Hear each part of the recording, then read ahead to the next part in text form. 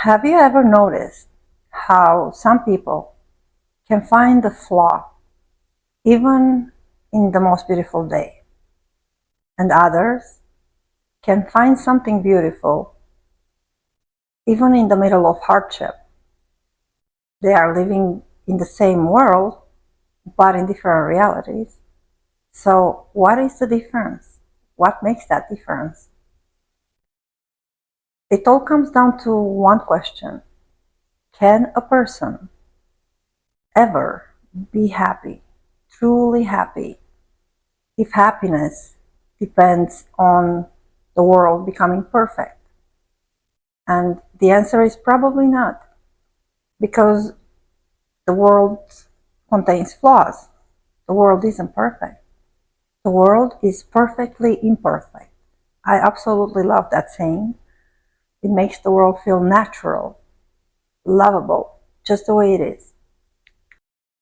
If we wait for perfection before we allow ourselves to experience joy, we are giving reality an impossible job. Just like Van Morrison said, Wonders all around us, and life is all we've got. If you wait for mountains, then you're gonna miss a lot. we are at a little bit of a disadvantage because of a psychological phenomenon called negativity bias. And that is, our brains naturally notice threats and imperfection more readily than beauty. Because back in the caveman days, missing a danger had way greater consequences than not noticing something beautiful. However, we don't have to get stuck in that mode. We can actually redirect our attention towards more positive things, which will lead to more positive timelines. For example, we can shift our attention towards things we would like to experience rather than things we don't want to experience. This is actually how we change our reality. And what exactly is reality? I don't think any one person or branch of knowledge can fully and truly and accurately describe reality as the ultimate truth. I sure can't, but I can simplify how reality works. We live in a dual reality, so it would only be fair for reality itself to be split. If you think about your 24-hour day, you are in one of two states. You are either awake or you are asleep. When you are sleeping, you are either dreaming or you're not dreaming. So again, there are two states.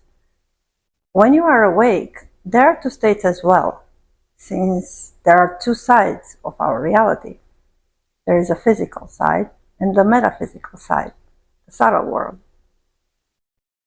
There is a place where they meet, a point of zero balance. I have been reading this amazing book written by a Russian former quantum physicist, and he sees it as a mirror. He calls it a mirror. And I have seen it as a mirror at times, but I have also seen it as a dark place and as a quiet place. And I guess it all depended on my inner state at the time. But this is a place of all possibilities. I like the way he describes how on one side we have science, who is interested in the physical side of reality and is mostly preoccupied with the side of life reflected in the mirror. On the other side, we have esotericism, who understands there are two sides of reality and looks at the life outside of the mirror.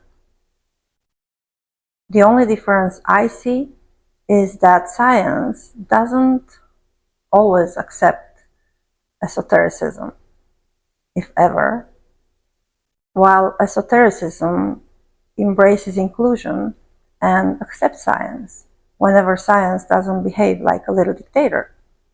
In the end, science and esotericism are two different ways of explaining the same human experience. One looks at the matter, the other one looks at the mind. So don't wait for the perfect day.